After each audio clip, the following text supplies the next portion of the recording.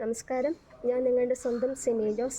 ഈ വരുന്ന ഡിസംബർ 9 നടക്കുന്ന ത്രിതല പഞ്ചായത്ത് തെരഞ്ഞെടുപ്പിൽ കടനാട് പഞ്ചായത്ത് കാവുംകണ്ടം 13-ാം വാർഡിൽ നിന്നും NDA സ്ഥാനാർത്ഥിയായി ഞാൻ ജനവിധി തേടുകയാണ്. ഈ തെരഞ്ഞെടുപ്പാണ് നമ്മുടെ നാടിൻ്റെ ഭാവി നിർണ്ണയിക്കുന്നത്.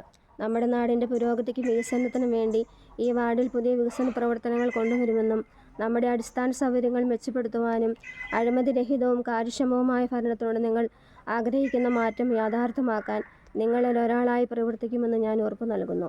നിങ്ങൾ എന്നെ താമര ചിഹ്നത്തിൽ വോട്ട് ചെയ്ത് വിജയിപ്പിച്ചാൽ നിങ്ങളുടെ ഓരോരുത്തരുടെ പ്രശ്നങ്ങൾ ക്ഷമയോടെ കേൾക്കുകയും അവ നിയമപരമായും വേഗത്തിലും പരിഹരിക്കുമെന്ന് ഞാൻ ഉറപ്പു നൽകുന്നു.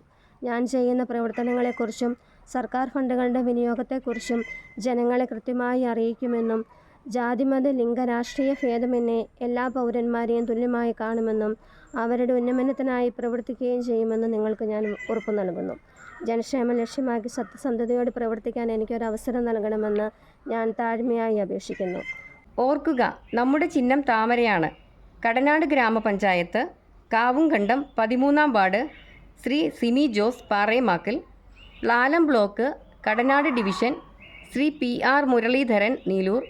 കോട്ടയം ജില്ല ഭരണങ്ങാനം ഡിവിഷൻ, ശ്രീമതി മാഗി കല്ലറയ്ക്കൽ എന്നിവരെ താമര ചിഹ്നത്തിൽ നിങ്ങളുടെ വിലയേറിയ വോട്ടുകൾ രേഖപ്പെടുത്തി വിജയിപ്പിക്കണമേ എന്ന് ഒരിക്കൽ കൂടി വിനീതമായി അഭ്യർത്ഥിക്കുന്നു. ഓർക്കുക, താമരയാണ് നമ്മുടെ ചിഹ്നം.